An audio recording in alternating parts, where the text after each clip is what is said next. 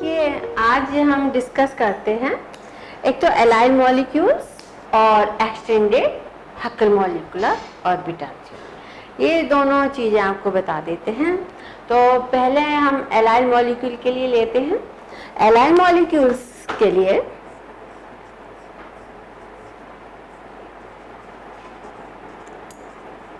Allyl molecules and extended Huckel molecular theory, ये हमारा जो है आज का वो है extended Huckel molecular orbital theory.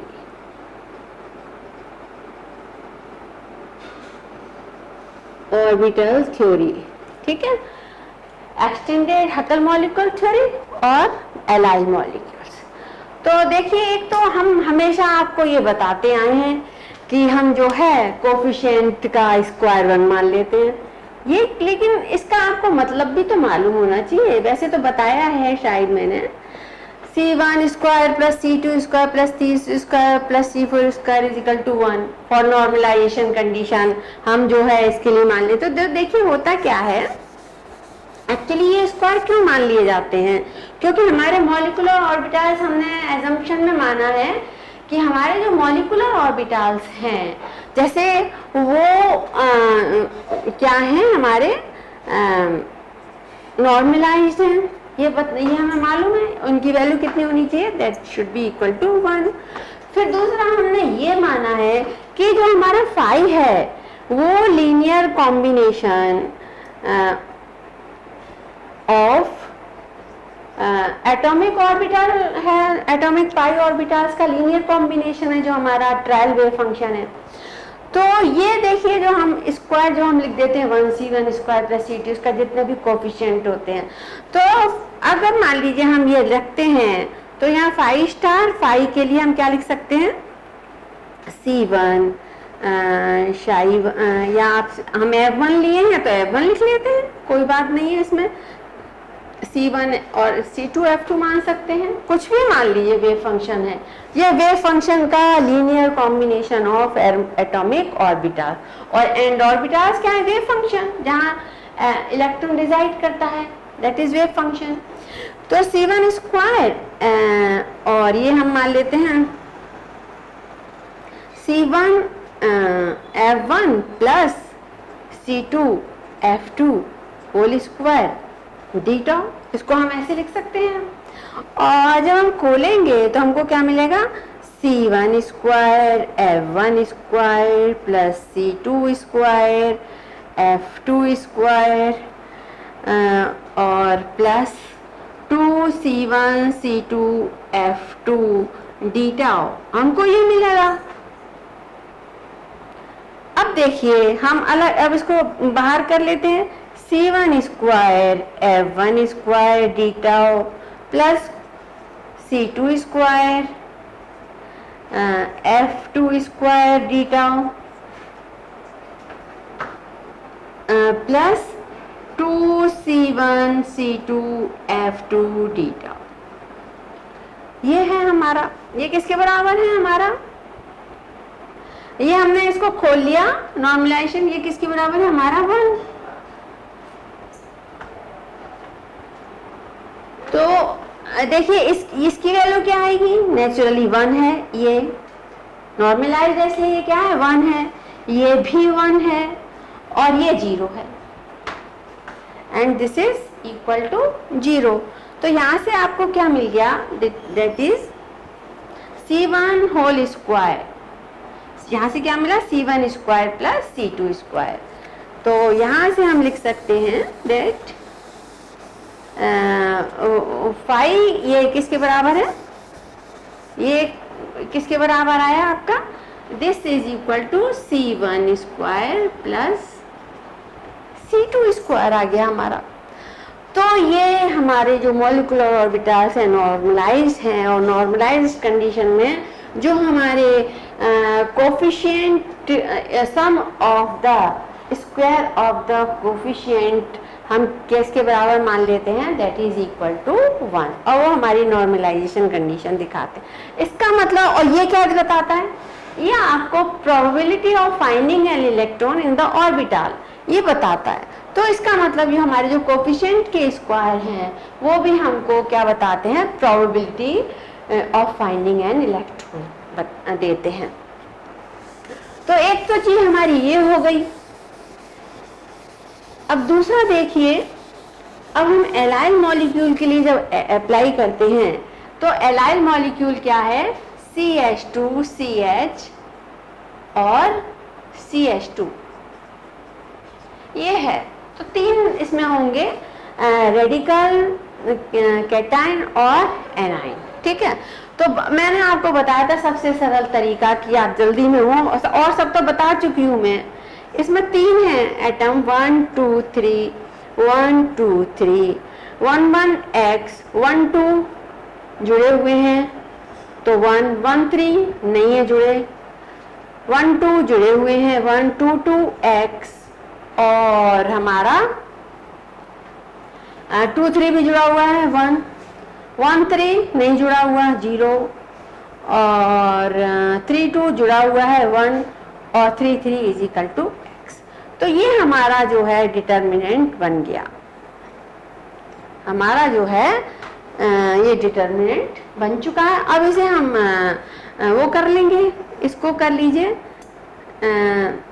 ये हो जाएगा। तो आपको क्या मिल जाएगा, X मिल जाएगा, X square minus 1, X square minus 1 minus 1, तो आपको क्या मिल जाएगा, X माइनस ये X माइनस 0 ये मिल जाएगा। और ये तो नेक्स्ट, ये तो प्लस 0 है, दिस इज इक्वल टू 0।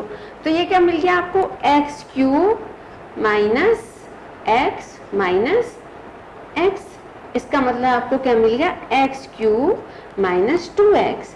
इसमें से यदि हम x कॉमन निकाल लें तो हमें क्या मिल जाएगा, X square minus 2, this is equal to 0। इसका मतलब हमारी एक x की वैल्यू कितनी आ गई, 0, और एक एक्स स्क्वायर बराबर 2 है, तो एक x बराबर कितना होगा, 2, और एक ये x1 मान लें और ये x2 मान लें, और ये x3 बराबर कितना हो जाएगा, -2। तो हम ये तीन वैल्यू इसमें से निकाल के हम x की ये तीन वैल्यू रख लेते हैं। x1 बराबर -2, 1 इसको मान लीजिए, इसको मान लीजिए, x2 इसे मान लीजिए, और x3 इसे मान लीजिए। ठीक है, तो x1 बराबर और x2 बराबर +2, और हमारा x3 बराबर 0, ये हो गया। इसकी एनर्जी कैलकुलेट कर लेते हैं LIL के, बाकी तो सब आपको वेव फंक्शन वगैरह तो निकालने आपको आ ही गए हैं। तो हमारे पास हम कैसे निकालते हैं, alpha minus E upon beta is equal to X. Alpha तो फिर ई बराबर कितना हो जाएगा, ई बराबर हो जाएगा हमारा अल्फा माइनस बीटा एक्स। तो E1 निकालते हैं, क्या हो जाएगा, E1 बराबर अल्फा माइनस एक्स बीटा, और यानी अल्फा ये -2x, तो अल्फा प्लस 2x बीटा। तो ये हमारा इसके लिए क्या आ गया, हमारा आ गया x1 के लिए अल्फा प्लस 2 बीटा x, ये लिख लिया हमने। अब इसी तरीके से यदि हमें प्लस x के लिए करना है, प्लस 2x के लिए करेंगे, तो हमारे पास क्या आ जाएगा, ये आ जाएगा अल्फा माइनस 2x बीटा। तो x2 बराबर 2 के लिए हम ये एनर्जी E1, और E2 हम क्या लिख सकते हैं, अल्फा माइनस 2 बीटा x, और x बराबर 0 के लिए हमारे पास E3 कितना आ जाएगा, that will be equal to alpha. तो ये आपके पास तीन वैल्यू निकल आई एनर्जी की। अब इसमें से देखिए कौन सी नेगेटिव होगी, बीटा नेगेटिव होता है, अल्फा नेगेटिव होता है। ये एक्सपेरिमेंटली डिटरमाइंड वैल्यूज हैं कि अल्फा की वैल्यू नेगेटिव है और बीटा की वैल्यू नेगेटिव है। तो इसमें से देखिए कौन नेगेटिव होगा, ये माइनस है, ये कैसे होगा, माइनस और माइनस और प्लस माइनस, दोनों वैल्यू नेगेटिव नेगेटिव हैं तो जुड़ेंगे तो और नेगेटिव हो जाएगी। ये तो हमारी जीरो है, अल्फा है, ये नेगेटिव है खाली, लेकिन इसमें क्या है, अल्फा में से हमारा ये अल्फा नेगेटिव है और बीटा की वैल्यू कैसे नेगेटिव है, तो बीटा नेगेटिव इस नेगेटिव से करेगा तो प्लस प्लस देगा। इसका मतलब हम अल्फा में से प्लस पॉजिटिव वैल्यू जो है होगी, तो नेगेटिव में से पॉजिटिव वैल्यू जब आएगी तो नेचुरली नेगेटिव वैल्यू कम हो जाएगी। तो this will be less negative और this will be more negative and this is only negative, ये सबसे मोस्ट लेस नेगेटिव है। तो हमारे पास कैसे एनर्जी लेवल बनेगा, देखिए हमारे पास जो एनर्जी लेवल बनेगा वो बनेगा अल्फा प्लस 2 बीटा एक्स का, और फिर हमारा अल्फा एंड देन हमारा अल्फा माइनस 2 बीटा एक्स का, ये है हमारा, ठीक है। तो इस तरीके से हम जो है एनर्जी जो है कैलकुलेट कर लेते हैं। हमारे पास यदि पॉजिटिव आयन है, हमारा रेडिकल है, तो रेडिकल के लिए 2 इलेक्ट्रॉन इसमें आ जाएंगे और 1 इलेक्ट्रॉन हमारा इसमें आ जाएगा। तो रेडिकल के लिए हमारे पास क्या वैल्यू हो जाएगी, CH2 CH और CH2। ये रेडिकल यदि हम लें तो हमारे 3 इलेक्ट्रॉन रहेंगे, तो 2 इलेक्ट्रॉन की वैल्यू तो कितनी है, 2 अल्फा प्लस 2 बीटा, और 1 तो अल्फा का है तो इसकी हम 0, इसका अल्फा है तो 1 हमारा क्या हो गया, अल्फा हो गया। तो ये हमारी ये क्या हो गया, 2 अल्फा प्लस 2 बीटा, तो ये हमारा कितना हो गया, 3 अल्फा, ठीक है। अच्छा, अब हमारा यदि नेगेटिव आयन है, नेगेटिव आयन है इसका मतलब इस पे 2 इलेक्ट्रॉन होंगे, नेगेटिव आयन का यदि ये है तो कैसे हो गए, इलेक्ट्रॉन 4 हो गए, तो 4 इलेक्ट्रॉन में 1 इस तरीके से हो जाएगा, तो वो हमारा यहाँ पर 2 अल्फा हो जाएगा, 2 अल्फा हो जाएगा। तो ये हम क्या हो जाएगा, 2 alpha plus 2 beta plus 2 alpha, इसका मतलब यहाँ 4 अल्फा प्लस 2 बीटा हो जाएगा, ठीक है। और यदि हमारा यहाँ पॉजिटिव आयन है तो 1 इलेक्ट्रॉन निकल जाएगा हमारा, तो ये हमारी जो एनर्जी आएगी वो हो जाएगी कितनी, that will B 2 alpha plus 2 beta, 2 alpha plus 2 beta, ये हमारी जो है एनर्जी हो जाएगी। तो इस तरीके से जो है हम एलाइल के लिए रेडिकल और कैटाइन और एनाइन, इनके लिए हम जो है एनर्जी कैलकुलेट कर लेते हैं। अब आता है हमारा extended Huckel molecular orbital theory. ये केवल थ्योरिटिकल है, आपको इसमें जो है सिर्फ कुछ पॉइंट्स याद करने हैं जो कि कभी कभी पूछ लेते हैं, 2-3 मार्क्स का पूछ लेते हैं। ये what is extended Huckel molecular orbital theory, extended Huckel molecular orbital theory.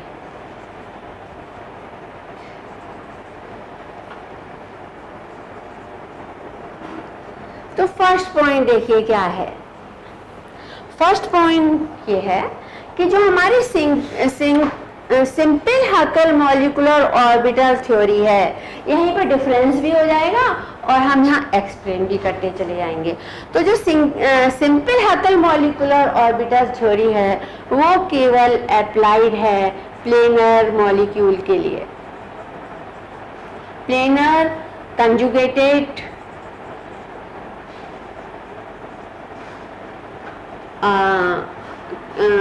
Carbon compounds के लिए, ठीक है। लेकिन जो हमारी उसको में लेकिन extended Huckel molecular orbital theory जो है वो planar as well as non planar molecule के लिए भी है। दोनों के लिए हम यूज करते हैं प्लेनर एंड नॉन प्लेनर।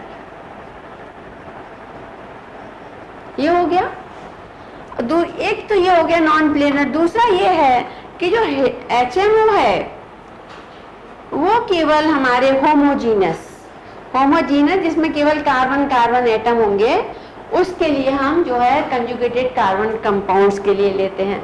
लेकिन जो extended Huckel molecular orbital theory है वो हम कार्बन और नाइट्रोजन कंपाउंड के लिए भी ले लेते हैं। दूसरे उसमें एटम होते हैं जैसे पिरिडीन में, इसके लिए हम जो है एक्सटेंडेड HMO थ्योरी अप्लाई करते हैं। तो ये केवल प्योर कार्बन के लिए है HMO, और extended Huckel molecular orbital theory जो है दूसरे एटम्स भी कंसीडर करती है। अब देखिए 2 पॉइंट हो गए, डिफरेंस भी हो गए दोनों।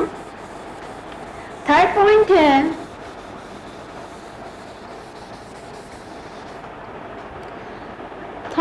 है हमारा ये है कि दोनों ही हकल मॉलिक्यूलर ऑर्बिटल थ्योरी और EHMO दोनों ही जो है क्या मानती हैं कि जो हैमिल्टोनियन है हमारा वो हर एक इंडिविजुअल इलेक्ट्रॉन का हम हैमिल्टोनियन लें और उनको हम सम अप कर दें।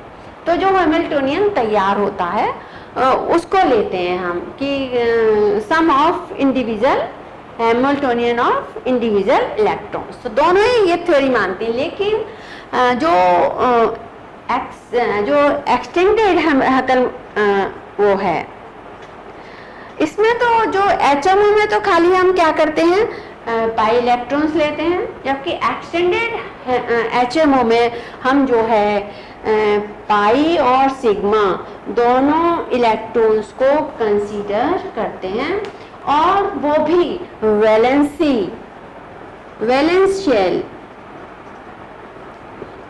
शेल के ही सिग्मा और पाई इलेक्ट्रॉन्स हम कंसीडर करते हैं। तो ये एक काफ़ी इम्पोर्टेंट पॉइंट हो गया कि इसमें तो जो है हम इनर शेल के इलेक्ट्रॉन्स नहीं वो यूज़ करते, हम इसमें केवल वैलेंसी शेल इलेक्ट्रॉन्स यूज़ करते हैं, और दोनों यूज़ करते हैं पाई एंड सिग्मा। फिर देखिए जो फोर्थ पॉइंट है कि अब जैसे हमने बताया कि इसमें वेव जो हैमिल्टोनियन है वो एक्सप्लिसिटली तो डिफाइंड होता नहीं है कि पर्टिकुलरली हम उसको कैलकुलेट करें, उसकी वैल्यूज रखें और फिर हम हैमिल्टोनियन डिफाइन करें। ऐसा हम उसको एक्सप्लिसिटली तो डिफाइन कर नहीं रहे हैमिल्टोनियन को डेफिनेटली, हम तो केवल जो है, और ना ही हमें श्रोडिंगर वेव इक्वेशन सॉल्व करनी है जिससे कि हमको हैमिल्टोनियन की जरूरत पड़े। लेकिन उनको जो इंटीग्रल्स लेते हैं कूलम इंटीग्रल्स और जो रेजोनेंस इंटीग्रल्स होते हैं उसमें हम हैमिल्टोनियन लेते हैं। तो अब देखिए क्या है कि अगर आप मान लीजिए HRR देखें तो हम HRR को कैसे मान सकते हैं FR और हैमिल्टोनियन FR। तो ये एक्चुअली क्या बताता है, ये हमें ये जो है हमको एवरेज एनर्जी देता है। नेचुरली अगर वेव फंक्शन हमारा नॉर्मलाइज्ड है तो हम नीचे से वो उसकी वैल्यू नीचे वाले की 1 हो जाएगी डिनोमिनेटर की, तो ये हमारे पास क्या आ जाती है, this is the value of energy. तो जो हम ये जो एक्सटेंडेड HMO में क्या माना गया, हमने HMO में तो क्या मान लिया था कि हमारा जो HRR है और हमारा सबके लिए जो हमने क्या माना था अल्फा जो कूलम इंटीग्रल था, हमने सभी एटम्स के लिए वैल्यू क्या रख दी थी, सेम रख दी थी। लेकिन एक्सटेंडेड HMO में हम ऐसा नहीं करते हैं। एक्सटेंडेड HMO में हम हर एक अल्फा कूलम की जो वैल्यू होती है वो डिफरेंट होती है। लेकिन हम निकाले कैसे? इसके लिए हम HRR की जो वैल्यू है, डिफरेंट इंटीग्रल्स की वैल्यू निकाले कैसे? तो उसके लिए एक्सटेंडेड HMO में ये माना गया कि एक्चुअली ये जो है आपको एवरेज एनर्जी दे देती है, तो एटॉमिक ऑर्बिटल की इस एवरेज एनर्जी को ही ले लिया गया और इसी को हमने जो है ऑर्बिटल एनर्जी माना। और ऑर्बिटल एनर्जी कौन सी ले ली जाती है? जो है negative value of ionization potential को उन्होंने स्टैंडर्ड मान लिया। और कौन सी स्टेट में? वैलेंसी स्टेट की जो नेगेटिव आयोनाइजेशन पोटेंशियल एनर्जी होती है वो हम डिफरेंट के लिए वो हम HRR के लिए यूज करेंगे। अब रहा HRS के लिए क्या करें? तो देखिए जो HMO में क्या मान लिया गया HRS कि यदि एडजॉइनिंग कार्बन एटम है तो हमारा जो उसको किससे रिप्रेजेंट किया गया? बीटा से रिप्रेजेंट कर दिया गया। जितने भी एडजॉइनिंग कार्बन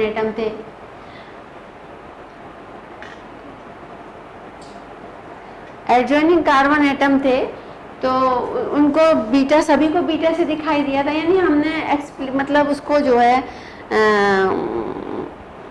ये कहना चाहिए कि जो डिस्टेंट कार्बन एटम थे उसके लिए हमने ये रेजोनेंस इंटीग्रल इंक्लूड नहीं किया। लेकिन एक्सटेंडेड HMO में हमने हर रेजोनेंस इंटीग्रल हर एक के लिए हमने यूज किए हैं। और उसके लिए HRS के लिए एक हमारे पास जो है इसके लिए एक फॉर्मूला भी है हमारे पास। तो वो हम कैसे दिखाते हैं? HRS बराबर हाफ के HRR माइनस HRS और हमारा S ये देख लेते हैं, जरा ये देखते हैं।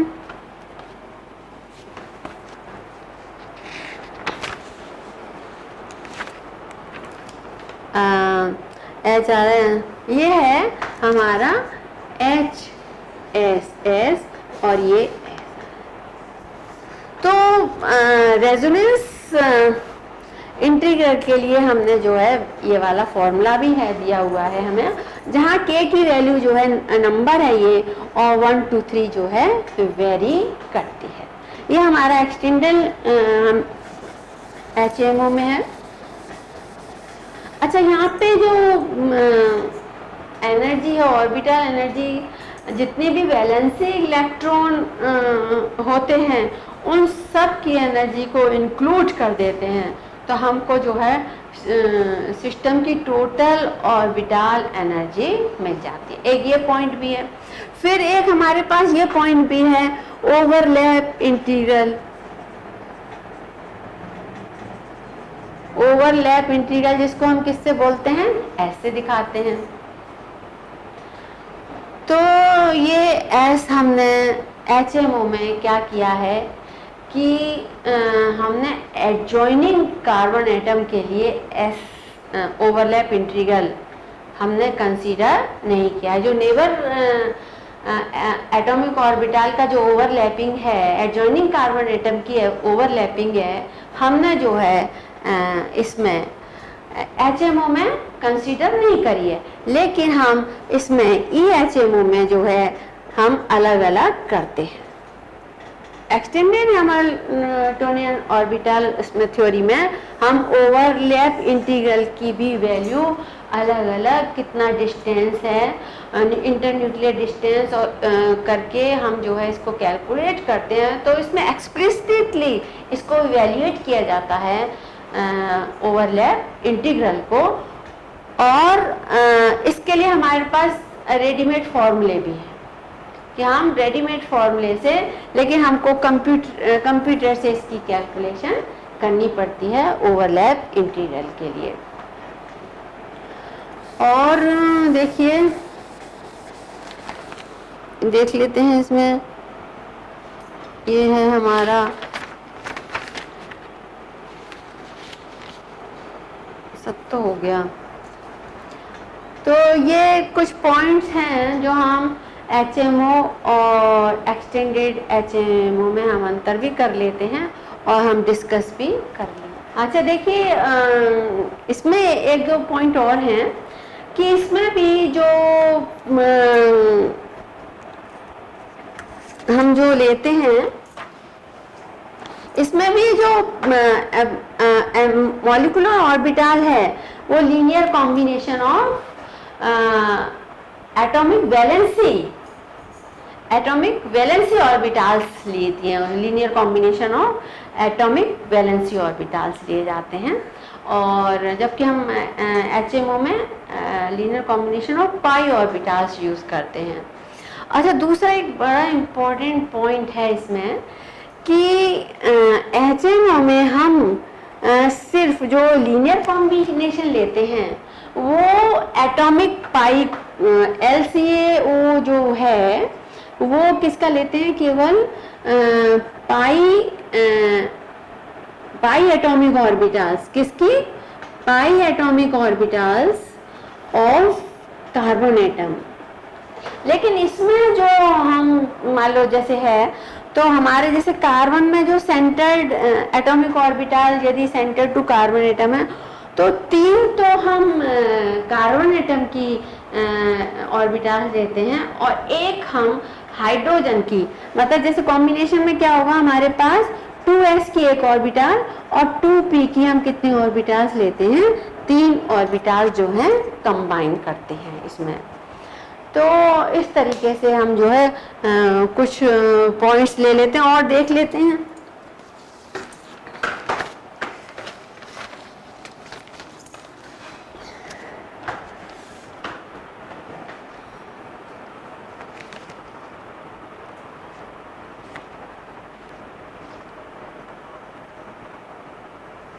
इसमें भी क्या होता है कि जो ठीक उसी तरीके से HMO की तरह से इसमें हम वेरिएशन ट्रायल फंक्शन लेते हैं और वेरिएशन ट्रायल फंक्शन जो है जब सॉल्व करते हैं तो हमको इक्वेशंस मिलती हैं, फिर हम डिटर्मिनेंट बनाते हैं और फिर हम जो है एनर्जी कैलकुलेट करते हैं ठीक उसी। तो that's all about HM, extended HM।